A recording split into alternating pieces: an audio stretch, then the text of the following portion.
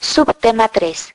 Flujos comerciales, redes de transportes y comunicaciones. El comercio es una importante actividad económica que consiste en la compraventa de mercancías. Pero el comercio no es solamente comprar y vender. Por ejemplo, si hablamos de una televisión, no solamente es necesario producir o fabricar esa televisión, también es preciso saber a quién se le va a vender, quién y dónde la va a ofrecer y cómo y por dónde se va a transportar esta televisión desde la planta de fabricación hasta el sitio final de su consumo. El comercio se puede practicar hacia el interior y hacia el exterior de los países. El comercio exterior se compone por lo que un país compra o vende a otros países. En otras palabras, las importaciones y las exportaciones. La diferencia entre lo que un país importa y exporta se define como balanza comercial. Esta es positiva si el país en cuestión vende o exporta más de lo que compra, y es negativa si sucede al contrario, esto es, si compra o importa más de lo que vende. Cuando un país vende más de lo que compra, se dice que el país tiene una ganancia o superávit.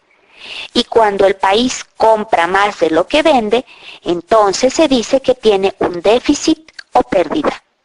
Los países más desarrollados por lo general exportan artículos de consumo elevado, ya terminados, como por ejemplo productos químicos, computadoras, maquinaria y tecnología. Mientras que los países menos desarrollados exportan principalmente materias primas, cuyo costo es menor, como el petróleo, los minerales, los textiles y las maderas, por mencionar algunos. Todo tipo de comercio necesita un sistema efectivo de transporte para poder llevar los productos terminados hasta los consumidores finales.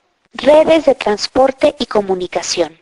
El transporte posibilita el traslado de personas y productos de un lugar a otro. Según el medio que utiliza, el transporte puede clasificarse en aéreo, terrestre o marítimo. El transporte aéreo es el que se realiza por avión y es uno de los servicios más utilizados en el mundo. Alrededor del 70% de este mercado es el transporte de pasajeros, 28% es el transporte de carga y el correo ocupa solamente el 2%. El transporte aéreo se utiliza cuando se necesita que las mercancías estén rápidamente en su lugar destino, o cuando el país o lugar destino tiene un espacio geográfico tal que dificulta o imposibilita el traslado por otro tipo de vías. El transporte terrestre puede ser de dos tipos: autotransporte y ferrocarril. Para ello, se utilizan las carreteras, las autopistas y las ferrovías. En Europa, el transporte de pasajeros en tren es sumamente importante, mientras que en México es casi inexistente. En nuestro país, las personas se transportan principalmente por autobús o autobús. México cuenta con casi 350,000 kilómetros de carreteras que cruzan todo nuestro país. Sin embargo, solamente la tercera parte se encuentra pavimentada. El resto se conforma por terracerías.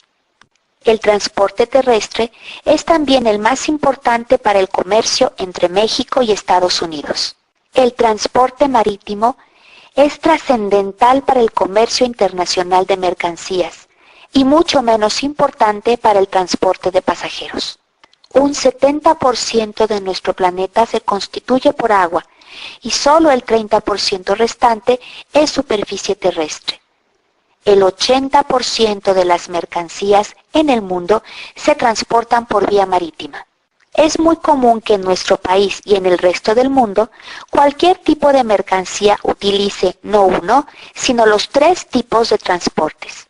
Por ejemplo, una televisión que sea ensamblada en China puede llegar a nuestro país por vía marítima. Desde el puerto puede transportarse por aire hasta la Ciudad de México y de ahí trasladarse por automóvil o por tráiler hacia la tienda donde finalmente será vendida. A esto se le llama transporte multimodal. Las telecomunicaciones han evolucionado rápidamente en todo el mundo en los últimos años. Actualmente es posible comunicarse con cualquier persona del mundo en cuestión de segundos.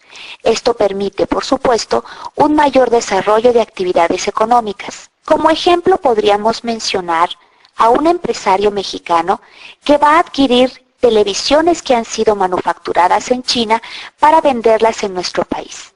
Este hombre puede utilizar su correo electrónico o su teléfono celular para comunicarse con sus vendedores en China. De esta manera puede tomar decisiones mucho más rápido y efectivamente de lo que lo habría hecho años antes. Este tipo de comunicaciones son posibles gracias a la gran red satelital que comunica al mundo desde el espacio. Los satélites transmiten datos a todas horas desde cualquier lugar del mundo a un costo bastante accesible. Por ello, la información puede llegar a un mayor número de personas con un menor costo. En México, nuestra red satelital se conforma por los satélites Solidaridad 2, SatMex 5 y SatMex 6. Subtema 4. Espacios turísticos. El hombre es curioso por naturaleza y viajar es una importante actividad recreativa. En nuestro planeta hay muchos lugares para conocer y vacacionar. Los lugares pueden ser atractivos de acuerdo a su historia, su cultura y su entorno natural. El turismo es una actividad muy importante para los países ya que genera muchos recursos económicos. Cuando una persona viaja, necesita cubrir sus gastos por transporte, hospedaje, alimentación y esparcimiento. Estos ingresos significan una importante derrama económica para el país receptor de turistas. En Europa, Francia e Italia figuran como dos de los países más visitados del mundo. La oferta cultural de estos países en cuanto a museos, arquitectura y espectáculos es extraordinaria. Sin embargo, también existen otros lugares muy atractivos para los turistas, como Japón, Australia, Singapur, Brasil, Estados Unidos y México. El turismo recreativo también es muy importante. Las playas alrededor del mundo reciben millones de turistas que quieren pasar un buen rato junto al mar. Las montañas son destinos importantes para los deportes invernales y para el ecoturismo. En México, podemos ofrecer a los visitantes locales y extranjeros una oferta importante de turismo cultural, recreativo y ecológico. Subtema 5. Servicios financieros.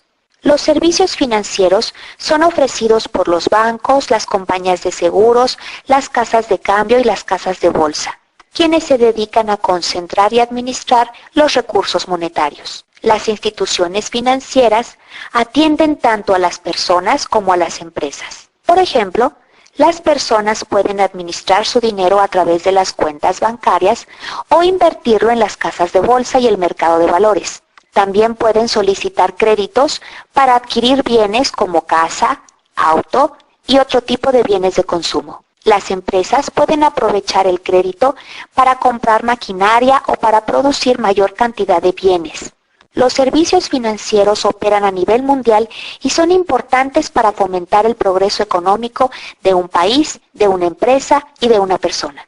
Sin embargo, el endeudamiento excesivo es un riesgo que todos corren. Cuando una persona, una empresa o un país se compromete con deudas mayores a las que puede pagar, podría perder sus bienes y quedarse sin recursos. Las instituciones financieras cobran un interés por el servicio del crédito y cuando los pagos no se realizan puntualmente, estos intereses comienzan a acumularse y la deuda se hace cada vez más grande.